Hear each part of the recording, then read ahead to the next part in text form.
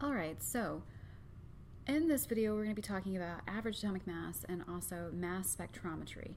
So when we look at the periodic table and we look at the mass of the element, we notice that it's a decimal point. Well, the reason that it's a decimal point is because it's an average atomic mass. They took the mass of each isotope and multiplied it by the percentage or abundance that it occurs in. Well, how do we know what the abundance of each isotope is if we can't see an atom? Well, we use something called a mass spectrometer, and that can help us get that information. So let's go back and revisit average atomic mass really quick though.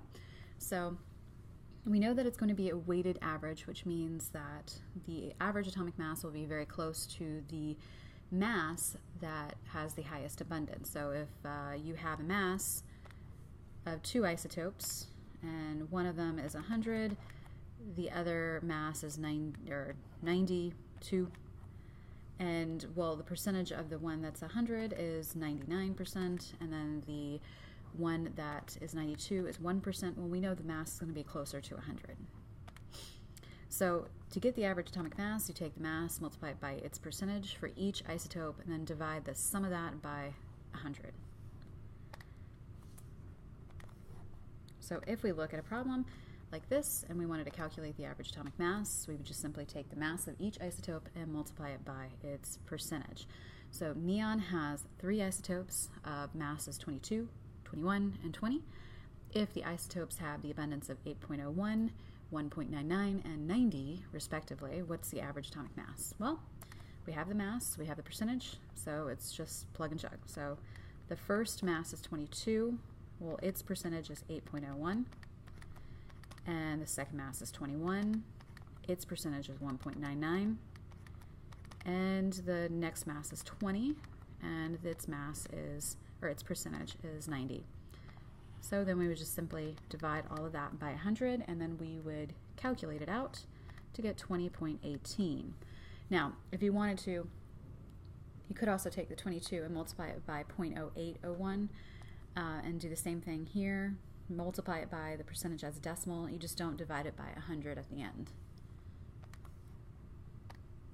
Alright, so a mass spectrometer is a device that's used to identify compounds.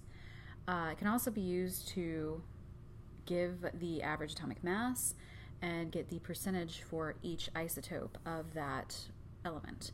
So the main thing that we do with this, though, is we use it to identify compounds. So if you had a sample that needed to be submitted and we were trying to identify the compound, like let's say it was a drug, and we're trying to identify the identity of that drug, we can use a mass spectrometer to do so.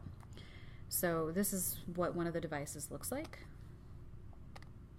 So how does it work? Well, basically you take a beam of electrons and you aim it at the sample of the substance. Well, that beam of electrons is actually going to knock off an electron of the molecule itself, and it ionizes that substance.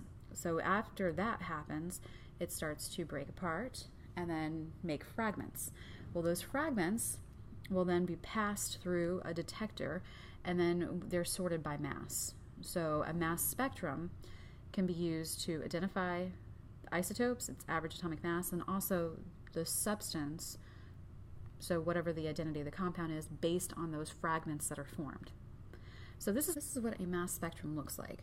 So when we look at it, on the y-axis, this is going to be our percentage or our abundance, and then on our x-axis we're going to have something called a mass to charge ratio, which is really, it's just the mass. The reason we call it a mass to charge ratio is because with the fragments at the end, when they pass through the detector, they are charged.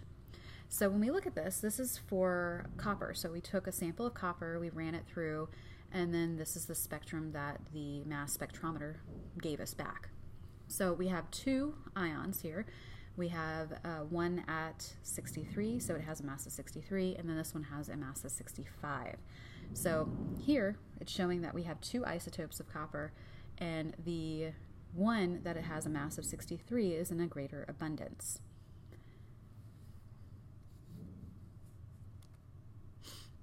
So let's look at another mass spectrum. So the question here is how many isotopes are indicated and which isotope is more abundant. So this is chlorine. Now, if I look at this, I have 5 peaks. So yeah, normally you could look at that and say, oh, I have 5 isotopes. But if you notice something, there's a huge difference between the masses here. It's almost double. Well, what else do we know about chlorine? We know that chlorine is diatomic. So in chlorine's case, in every diatomic element's case, you're going to have peaks that show up showing double the mass. So it's not that there are 5 isotopes here. There's actually still only 2 isotopes. It's just that we have peaks here that are showing up because we have a diatomic molecule. So right here, I have a peak at about 35 and 37. So I can tell here my 35 is much more abundant than my 37. So when I look over here, I have the highest peak right here is actually at 70, and then I have another peak at 72, and then I have another one at 74. Well, I know that the most abundant isotope is going to be the one at 35, but what do these peaks represent exactly? There's 3 peaks here. So that represents the molecules of Cl2. So I could have different combinations here. I could have a 35 and a 35. I could also have a 37 and a 37. And then I could have a 35 and a 37. So those are our 3 peaks that we see right here. So 35 and 35, well, that's going to be the 70 peak right here. All right, and then we have 35 and 37, so that's going to be our 72 peak, and then 37 and 37, that's going to be our 74 peak. Well, this one shows up more often, the 70, because 35 is much more common. So you're going to have a peak that's in a greater abundance for the 70 right here. So this 70 peak, which technically is the most abundant peak here, represents the Cl2 molecule with a 35 and a 35 chlorine. All right, so for this one, let's actually calculate the average atomic mass. So when I'm looking at this, this question could be used to possibly identify the element as well. So when I'm looking at this, I want the average atomic mass. Well, I need the mass of each isotope, and I also need the percentage. So I know the mass of one is 10, and I know the mass of the other is 11.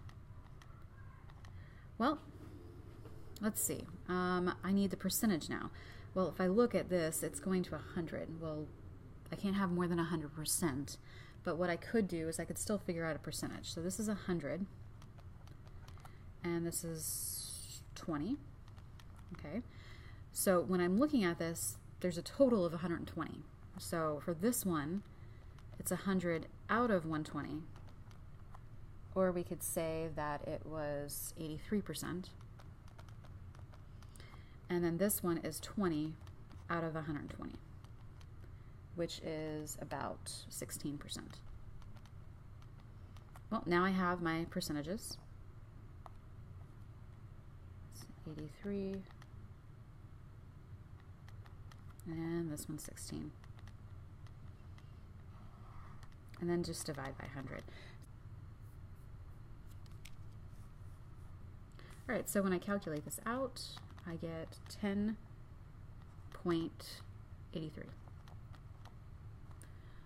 And if I look it up on the periodic table, that should be boron.